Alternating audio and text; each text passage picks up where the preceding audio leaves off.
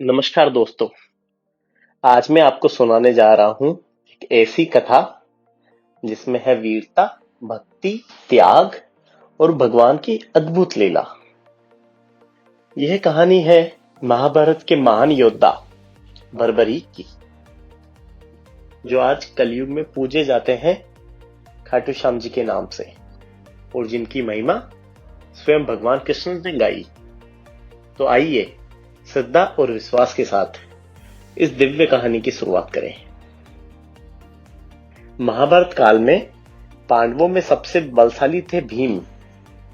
उनके पुत्र थे घटोत्कच और घटोत्कच के पुत्र थे बर्बरीक। बचपन से ही बर्बरीक असाधारण शक्ति के धनी थे। उनके भीतर वीरता के साथ साथ धर्म की भी गहरी समझ थी। उनकी माता मोरवी ने उन्हें सदैव सिखाया, वीर वही है जो धर्म का साथ दे। बर्बरीक ने कठोर तपस्या कर भगवान शिव को प्रसन्न किया। भगवान शिव ने उन्हें 3 अमोघ बाण दिए। इन तीनों बाण की शक्ति ऐसी थी कि एक बाण शत्रुओं को चिन्हित कर सकता था, दूसरा उनका संहार कर सकता था और तीसरा वापस अपने तर्कस में लौट आता था। इसी कारण वे कहलाए 3 बाणधारी बर्बरीक। जब महाभारत का युद्ध शुरू होने वाला था तो बर्बरीक ने अपनी माता से कहा, माता, मैं भी इस धर्म युद्ध में भाग लेना चाहता हूं। माता मोरवी ने एक शर्त रखी, बेटा, तुम हमेशा हारने वाले का पक्ष का ही साथ देना। बर्बरीक ने बिना सोचे वचन दे दिया। यही वचन आगे चलकर इतिहास बदलने वाला था। जब भगवान कृष्ण को ज्ञात हुआ कि बर्बरीक युद्ध में आने वाले हैं और वे हारने वाले पक्ष का साथ देंगे, तो वे चिंतित हो उठे।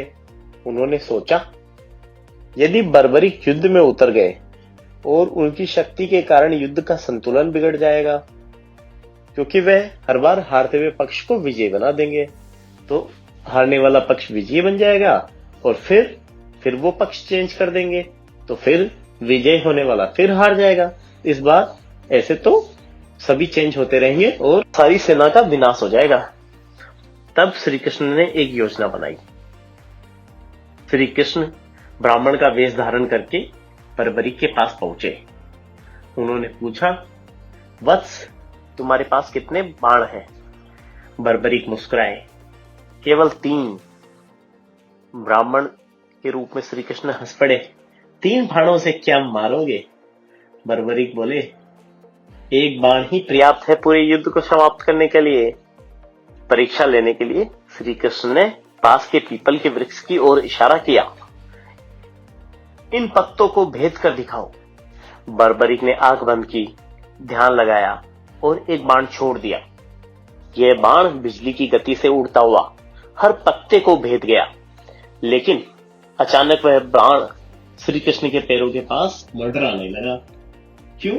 क्योंकि श्री कृष्ण ने एक पत्ता अपने पैर के नीचे छिपा लिया था। बर्बरीक बोले, ब्राह्मण देवता, कृपया अपना पैर हटा लीजिए, अन्यथा यह बाण आपके पैर को भी भेद देगा। श्री कृष्ण समझ गए कि यह कोई साधारण योद्धा नहीं है, इसके तीनों बाणों में बहुत शक्ति है। तब श्री कृष्ण ने कहा, यदि तुम इतने वीर हो तो मुझे दान में अपना शीश दे दो। क्षण भर को वातावरण बिल्कुल शांत हो गया, लेकिन बर्बरीक मुस्कुराए।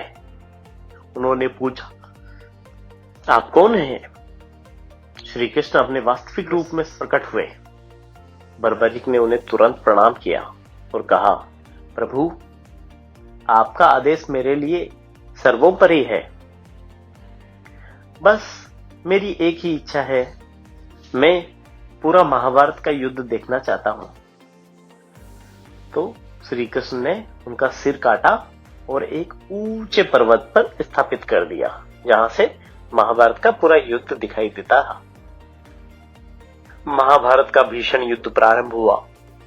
रथों की गर्जना, शंखों की ध्वनि, गदाओं की टक्कर और तीरों की वर्षा। 18 दिनों तक धरती कांपती रही। जब युद्ध समाप्त हुआ तो पांडवों में विवाद होने लगा, विजय का श्रेय किसे जाता है। तब श्री कृष्ण ने कहा, चलो बर्बरीक से पूछते हैं, उन्होंने पूरा युद्ध देखा है।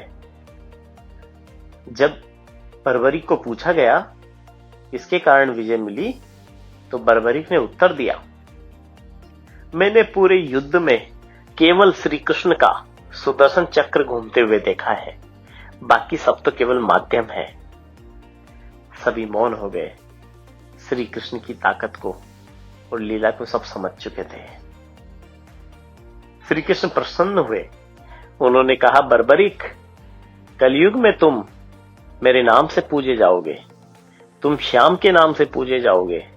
जो भी सच्चे मन से तुम्हें पुकारेगा तुम उसकी सहायता करोगे। आज राजस्थान के सीकर जिले में खाटू धाम में वे श्री खाटू श्याम जी के रूप में विराजमान है। लाखों भक्त उन्हें हारे का सहारा कहकर पुकारते हैं। ये कथा हमें सिखाती है, सच्ची वीरता त्याग में है, सच्ची शक्ति विनम्रता में है और सच्ची विजय भगवान की इच्छा में है। जय श्री श्याम।